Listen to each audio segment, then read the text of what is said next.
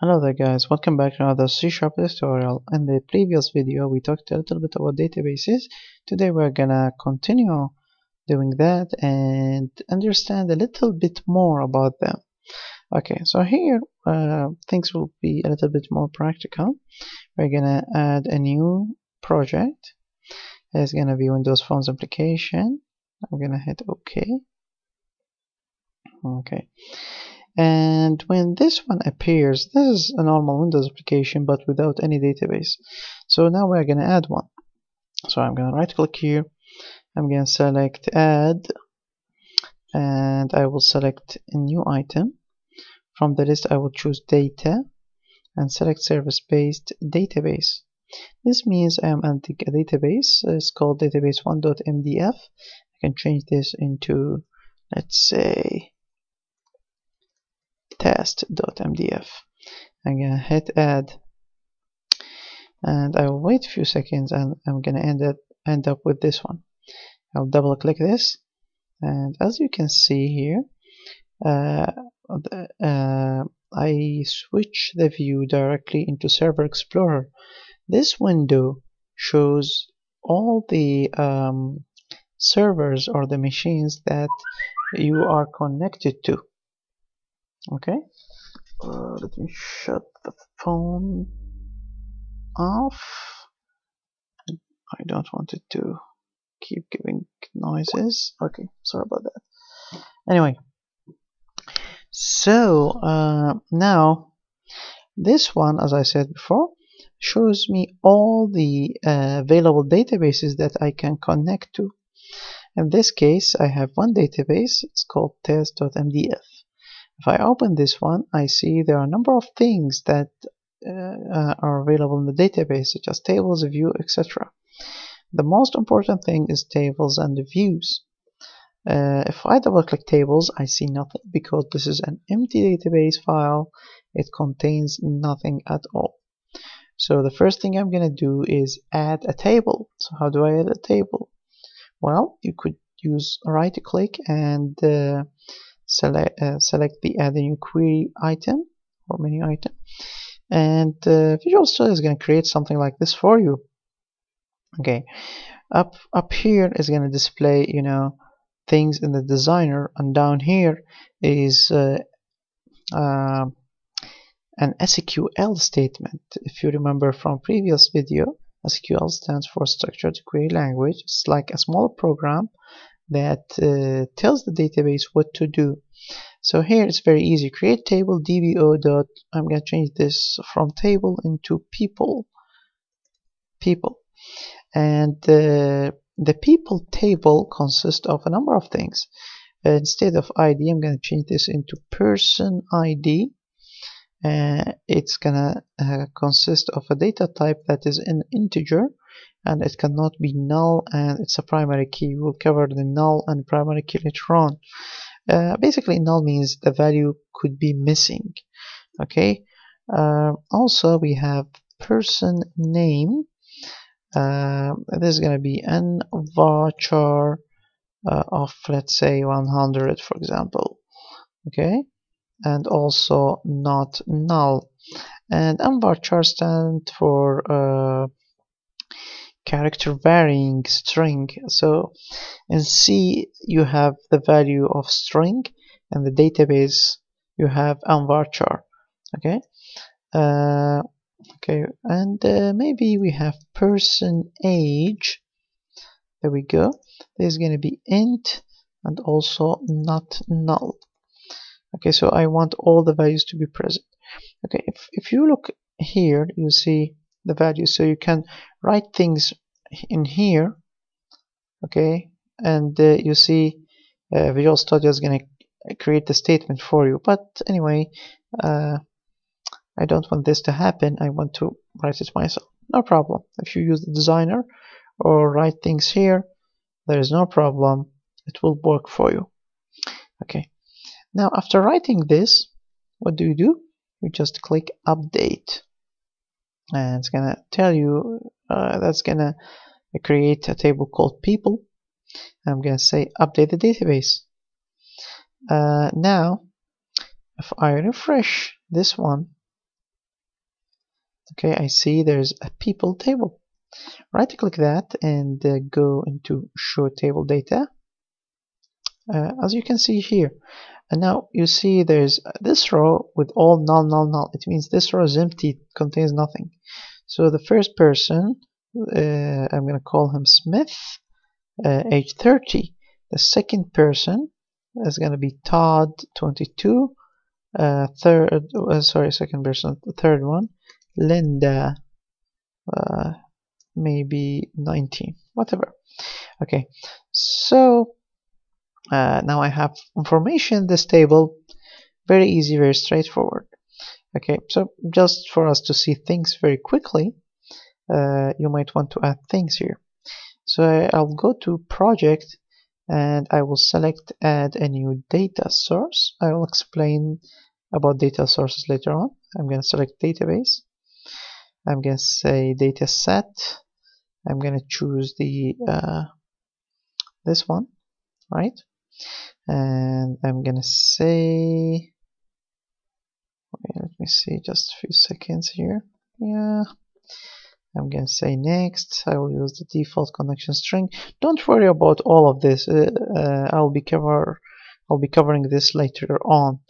But for now, I just want to show you that the information can be displayed in our application. And I'm gonna finish this. Okay. So now we finish this one. If I go to the solution, you'll see this one. You see here, this is like the part of the program that links our code with the database itself. Now I will do something here.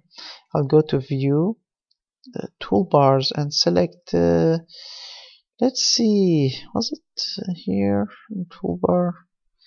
Things are kind of different here. Maybe other windows.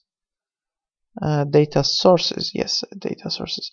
So I'm gonna click on people and drag and drop it here. There we go. I'll click here and ask it to be docked, dock and parent container. Okay, so now I'm gonna display the table, okay, in this form. We are on this. Let's see.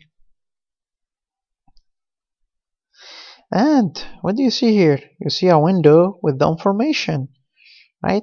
So now this very, very simple application is now linked to the database.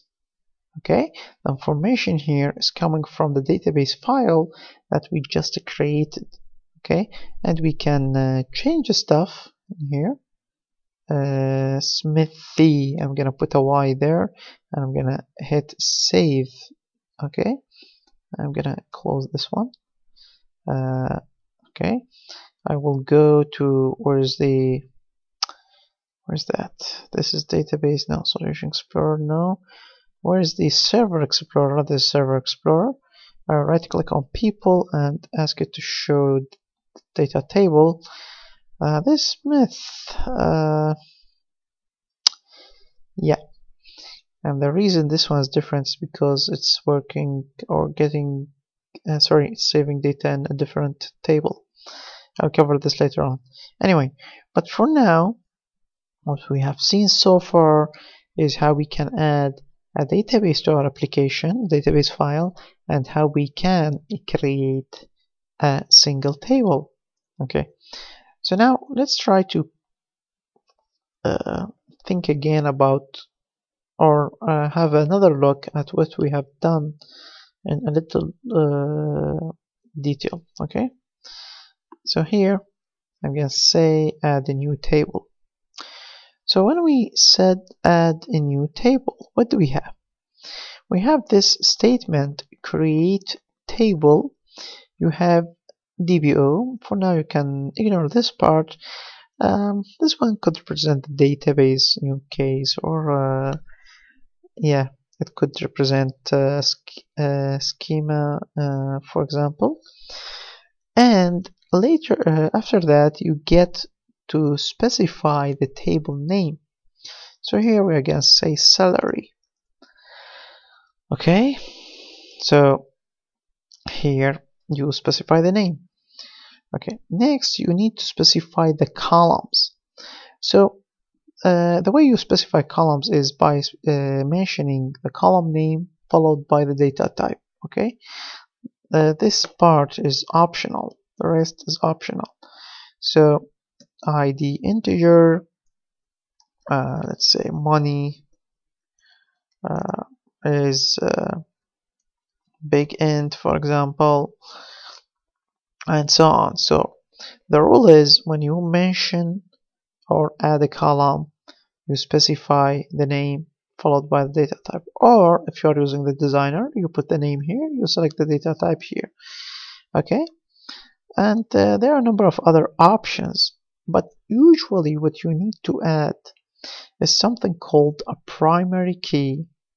Okay, and what the primary key is, well, it's a column that can uniquely identify any row in the table. Now, what does that mean in simple English? Well, consider this people table. Okay. Now, person ID is a column, is the primary key, I'm sorry. What that means is, if I say, get me the person whose ID is 1, I am certain 100% that I will only get one row. There is no way I will get 2 rows. Okay? Because this number belongs to one person only. Okay. Now, you might be asking, well, I could say 22 and, for example, say I could select person age as a primary key and let's say 22. Okay. Well, that is not true. Why? Because it's possible, maybe not now, maybe later on, you might get 2 people with the age 22. Okay, sorry. Okay, let me save this. Oops. You might get 2 people with the age 22. Now, what that means, in case you have 2 people with the age 22, if you search for the records with this value 22, you will get 2 records. Okay, and this means 22 does not uniquely identify a single person. Okay, so it cannot be used as a primary key.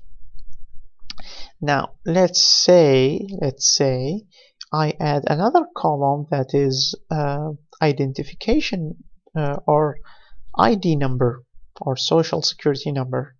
Now since each person has a unique social security number or a unique ID number that is not common with any other person, okay, you can use that as a primary key. In our case here, what we have is, well, we have only a name and an age.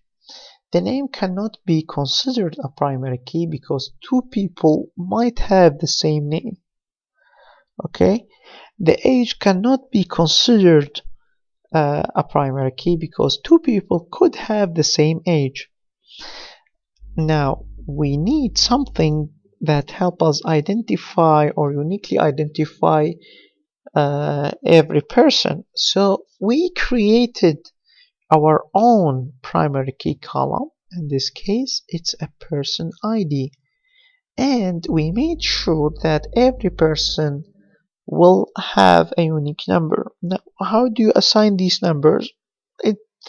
It depends. You might want to assign them, like, for example, 1, 2, 3, 4, or 10, 20, 30, 40, or maybe -1, -2, -3, and so on. You can assign these numbers in any way you want, but the important thing is no 2 people could have the same primary key value. Okay, this is a very, very important rule. Okay, now, so let's go back. Let me see. Let me close this. Let me close this. Let's say no. And let's say 22. Executed. Blah blah blah blah. Message invalid. The connection is closed. Let me see. Refresh. 22. Okay. So now if I refresh, yes. Anyway, so here, I hope there is no problem with understanding the idea of a primary key. Okay. Now let's go to another thing here. Let me double click this one and let's have a look at this part. There's this not null part. Well, what does that mean? Well, if you look here, for example, allow null. Null means the value is missing. Now, a primary key can never contain null value. And usually, if you think about it, you don't store information about a person that you don't know his name. But it is possible, let's say, just for the sake of example, it's possible for you to not always mention the age. So here, I'm gonna put, I'm gonna mark this one. So this column, which is person age, can accept nulls. So I'm gonna save this. Oops, not like that. I should update the database. I'm sorry. And update the database. Good. And I'm gonna close this. Right click here and show table data. So let's try this. I'm gonna remove the value here, and oops, change value was not recognized valid. Okay, I think I need to put a null here and click. Okay, so I'm gonna refresh. So now you see, now Linda has no age. That's no problem. But now let's see if we can make this record have no name. So I'm gonna put null. I'm gonna click here. Now what do you see? Invalid value for cell row 2 column 2. The change value in this cell was not recognized as valid. Okay, because here it's requiring a string, right? The column does not allow null. So again, null means missing. This value cannot be null. So I'm gonna write Todd again. Okay, so now it accepted. No problem. Okay, so yeah, this is the basic idea of creating tables. In the next video we will look more into this, and we'll try to cover a little bit of data types. Maybe now, why not now? Okay, so let me double click this one. Now, what data types are available? Well, basically, if you open this one, the designer, you can see there are lots of data types. You have big integer, you can search the internet for that.